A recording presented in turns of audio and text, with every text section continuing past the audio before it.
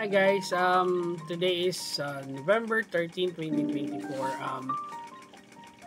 Uh, Ngayon nakita ko yung pinost kong video na nangyari doon sa bahay ng kaibigan ko sa isang application. Nag-send siya ng video na naway mabigyan sila ng support kasi until now sabi niya wala pa nakukuha. Kung sino man sa LGU na pwedeng po yung contact nyo, hotline ng Isabela LGU. Sana makatulong to. Thank you po. Kumontak sa kanila. Nandyan yung number niya. Makikita niyo po. Nandyan lang. Mabigyan ng lahat. Siguro busy pa, madaming ginagawa. Kasi parang malakas yung hangin. Sana madaming mag-support. Basta kung sino man makaisip magbigay, sino para sa kanilang foods or sa ibang tao, sa mga nasalanta. Andiyan po yung mga number ng LGU. Support kayo guys. Sana mabigyan sila ng magandang magandang pang December na din doon sa mga nasalanta. Okay. Ang susunod na po natin ay bedtime story. Bedtime story. Bedtime story. Bedtime story. Kuya Marky. Bedtime story. Bedtime story. Nakakatakot na Okay, ang bedtime story natin ngayon, madami akong nakilala, madami din silang ginawa sa buhay. Marami kung sino man maraming pinagdadaanan, be strong and pray lang, and pwede nyo ikwento dito. Okay? Sa mga nagbe-birthday, happy birthday. Sana sa susunod invite nyo din kami. Okay lang din kung ayaw, pero pwede naman mag-request dito na mag-greet, mag-shoutout.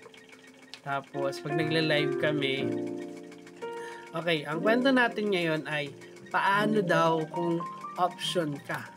Ano gagawin mo? Okay? Maraming nagbigay ng komento. Gaganti ka ba? Iwanan mo ba? Or haalamin mo kung bakit ganun.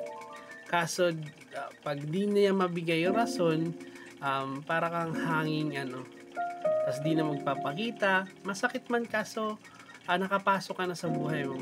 Madami ng obligation na nagawa nyo or siya din sa mga pamilya nila, syempre sa environment, sa organization, or kung kasali siya doon.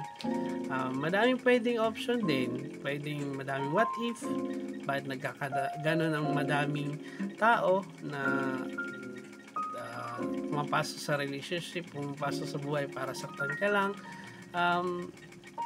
Madaming rason kung bakit nagkakaganyan ang buhay nila, or papasok ka sa forbidden love, parang ganon, either family history, may kwento, basta madaming nag-comment na masakit man pero kailangan iwanan kasi kaysa mag-hold bars ka dyan, walang mangyayari sa'yo, masasaktan ka lang. Ano pa ba sinabi nila? Kasi ang love naman two-way, di ba? Pero pag option ka lang talaga, wala tayong magagawa. Pwede nyo i-comment yung mga suggestion nyo. Feel free na lang po. Subscribe kayo sa channel ko, Marky Arjo, tsaka sa TikTok, sa FB, tsaka sa YouTube, Mark Anthony Salario. Be happy always. Ayan, hanggang lang dun na muna tayo. Basta kung may kwento ka, i-share mo. Malay mo makuha namin, i-share namin sa iba. Be a motivation to everyone. No bashing. Sa mga naninira, ipagdadasal na lang namin kayo na ma-clear out sa mind nyo na maging mabuting tao. Bahala na sila sa kanilang buhay. Support kayo and subscribe guys. Thank you for watching and thank you for listening. Bye-bye.